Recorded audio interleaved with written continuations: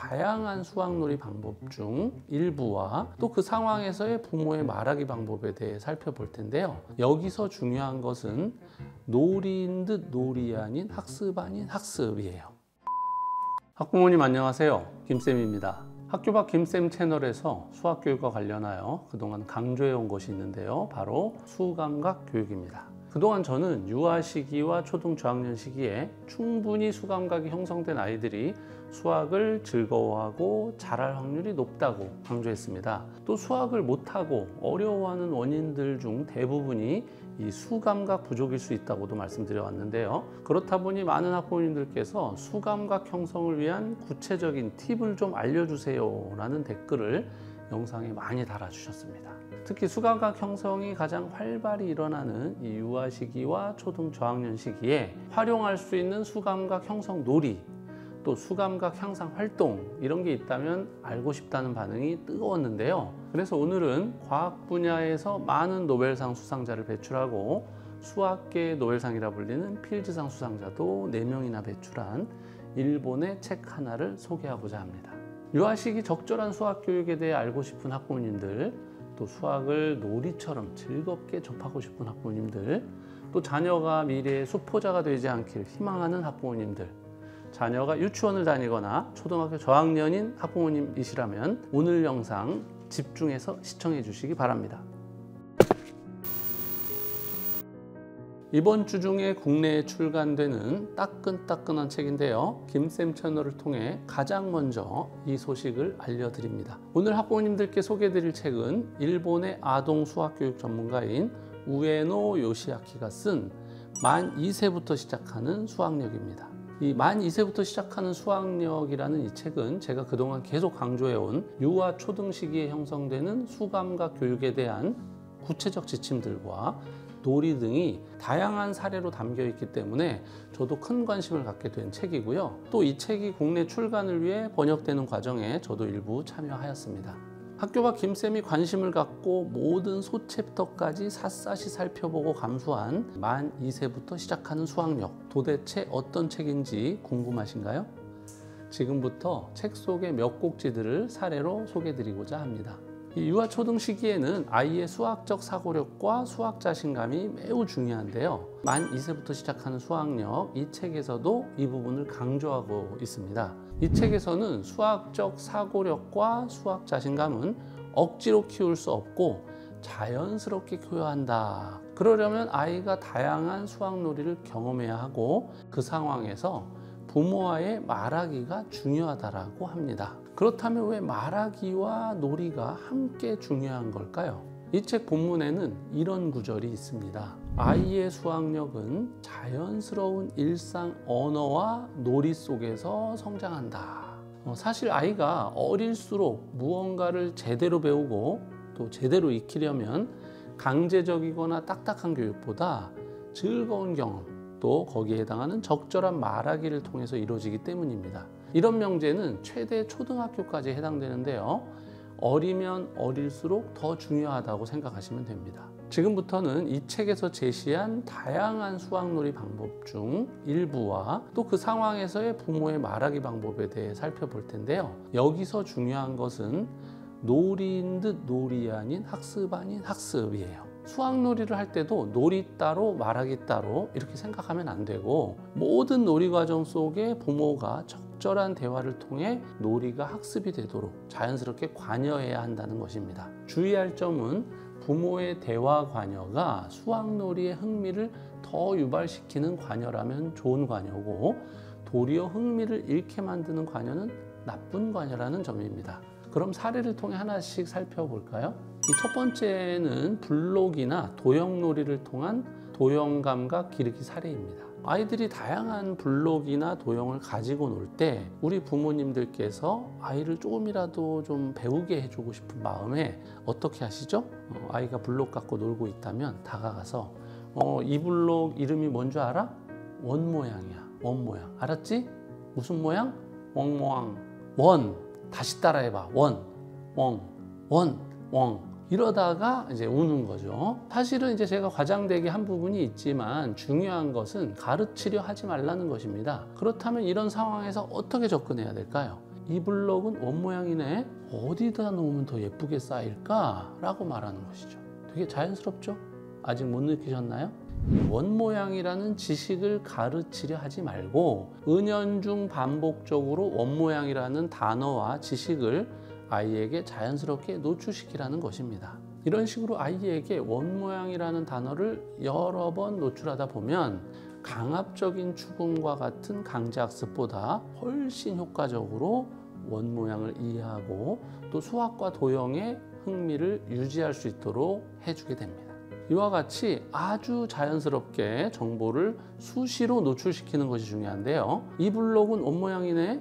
어디에 놓으면 더 예쁘게 쌓일까? 어머, 이 네모가 여기 있으니까 너무 멋지다.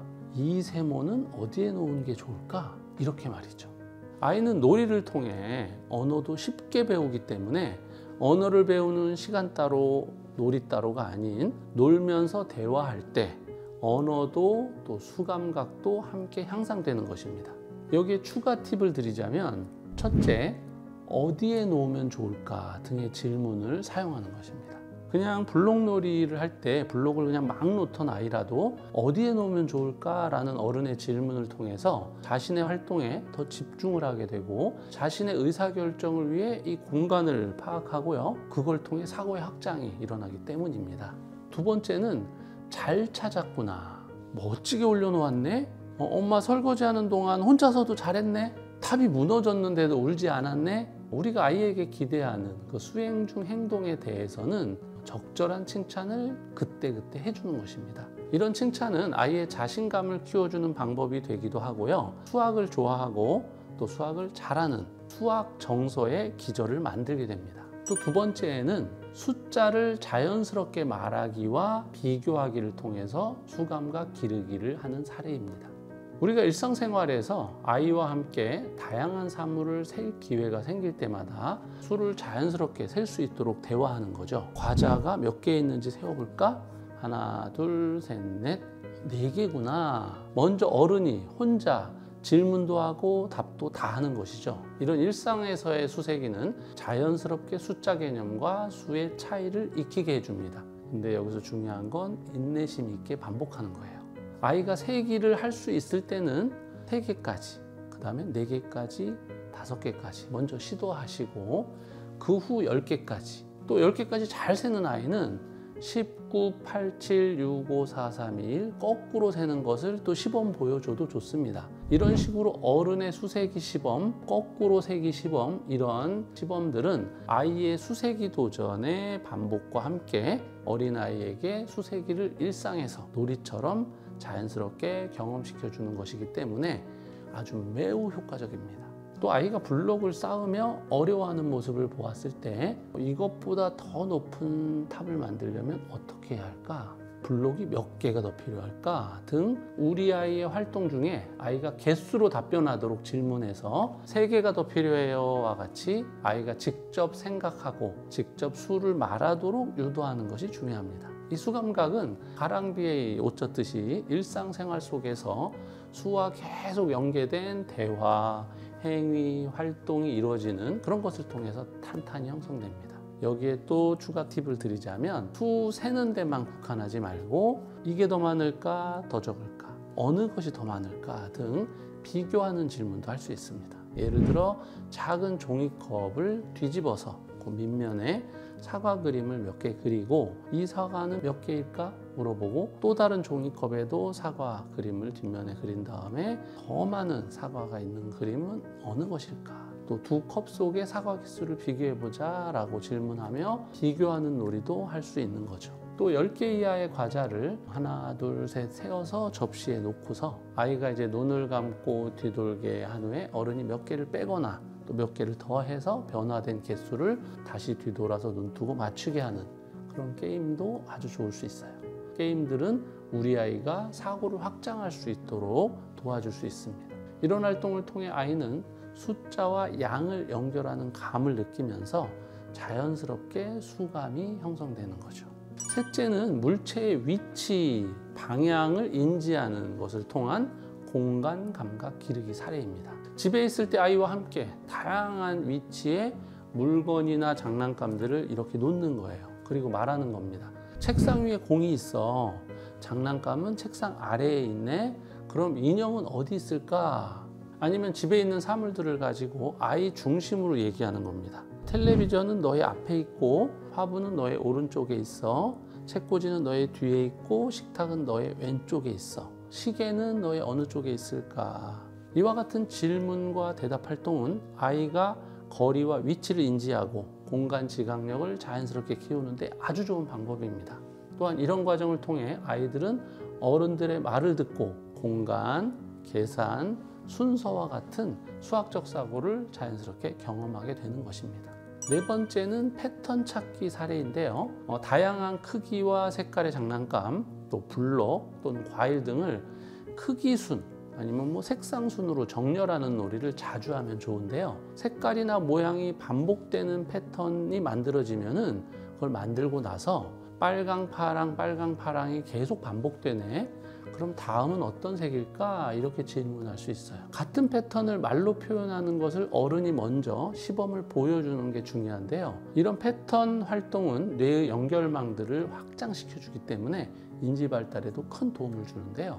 똑똑한 아이들은 어른의 패턴 읽기가 선행되기 전에 패턴 규칙을 스스로 파악하기도 하지만 일반적으로 보통 어린 아이들은 스스로 패턴을 읽어내지 못할 수 있어요. 이럴 때 부모가 패턴을 읽어주면서 표현을 하면 자연스럽게 규칙, 순서 이런 개념을 익힐 수 있게 되기 때문에 적절한 도움도 필요하다 이렇게 말씀드리겠습니다. 어른이 패턴을 읽어줘도 이해를 잘 못하는 아이들도 있어요. 그럴 경우는 패턴이 되는 묶음을 따로 떼어내는 것입니다. 예를 들어 빨판오초, 빨판오초라면 빨판오초 4개를 따로 떼어낸 후에 이거랑 똑같이 옆에 한번 만들어 볼까? 라고 말하며 빨판오초 패턴을 아이 스스로 만들어 보도록 하는 거예요. 또 색깔뿐 아니라 크기나 모양을 이용해서도 질문할 수 있는데요. 이것이 제일 크고 이건 좀 작고 이게 제일 작다. 이것들은 네모, 이것들은 세모니까 같은 모양끼리 한번 줄 세어 볼까? 이렇게 할 수도 있겠죠. 이러한 활동은 크기와 순서 감각을 익힐 수 있어서 수학에서 중요한 크기 비교, 또 순서 개념이 자연스럽게 잡히도록 할 수 있습니다. 여기에 추가 팁을 드리자면 아이와 함께 규칙 찾기를 할 때는 예측하기 놀이도 할 수 있는데요. 패턴 있는 모양들이나 숫자들을 쭉 만들어 놓고 우측의 일부를 종이로 이렇게 가리는 거예요. 그리고 하나씩 예측하면서 가려진 종이를 이렇게 옮겨가면서 맞았는지 확인하는 겁니다. 이때 맞췄을 때 칭찬과 놀라는 표정 꼭 잊지 말아야겠죠? 우와, 어떻게 이걸 맞췄어? 멋지다, 이렇게 말이죠. 그런데 이러한 활동은 놀이처럼 해도 좋지만 일상생활 속에서 자연스럽게 할 수 있습니다. 식사하기 전 접시 속에 있는 음식의 종류를 세보거나 또 가족의 밥의 양을 비교하거나 또 장난감 정리할 때 크기가 큰 순서대로 차례대로 줄 세운 다음에 순서대로 장난감 바구니에 넣도록 하는 방법도 있습니다. 이와 같이 아이가 좋아하는 놀이와 일상생활 속에서의 활동을 반복하다 보면 수와 공간 개념이 자연스럽게 몸에 익히게 되고 이러한 경험을 어린 시기부터 풍성히 한 아이들의 경우 취학 후의 수학학습에서도 우수한 능력을 보일 가능성이 매우 높습니다. 이 책에서는 아이들의 다양한 수감각 활동과 팁을 안내하기도 하지만 또 적절한 부모의 대화 스킬과 대화 포인트를 가이드해주고 있습니다. 오늘은 시간 관계상 유아들의 수감각, 도형감각, 공간감각 기르기와 이런 관련된 사례들만 소개드렸는데요. 사실 이 책 내용 안에는 초등 저학년 학생들의 수학적 사고력 향상을 위한 활동들도 포함하고 있습니다. 짧게 한 가지 소개드리면 이게 기본이야 라는 게임입니다. 여러분도 지금부터 한번 맞춰보세요. 이게 기본이야, 이게 1이야, 이게 2야, 이게 3이야, 이게 2야. 헷갈리시죠? 뭔지 모르겠죠? 이렇게 손으로만 할 때는 어려운데 이것을 표로 정리하면 어떻게 될까요? 자, 이게 기본이야, 이게 1이야, 이게 2야, 이게 3이야, 이게 2야. 자, 표로 보니까 규칙이 좀 보이죠? 바로 전에 핀 손가락을 기억하여 말하는 규칙이라는 것을 염두에 두고 다시 게임을 해보도록 하는 겁니다. 그럼 또 한번 해볼까요? 이게 기본이야, 이게 1이야, 이게 2야. 그러면 이것은 3이죠, 이거는 1이죠, 이거는 2죠. 이거는 1이죠. 이해하셨어요? 바로 전손가락을 말을 하는 거예요. 이것이 기본이야라는 게임은 어떤 패턴을 익히기 위한 어떤 논리적인 사고에도 도움을 주지만 전의 정보를 기억하면서 수행을 계속 해야 되기 때문에 퀴즈를 내는 사람도 맞추는 사람도 워킹 메모를 쓰게 되어 있습니다.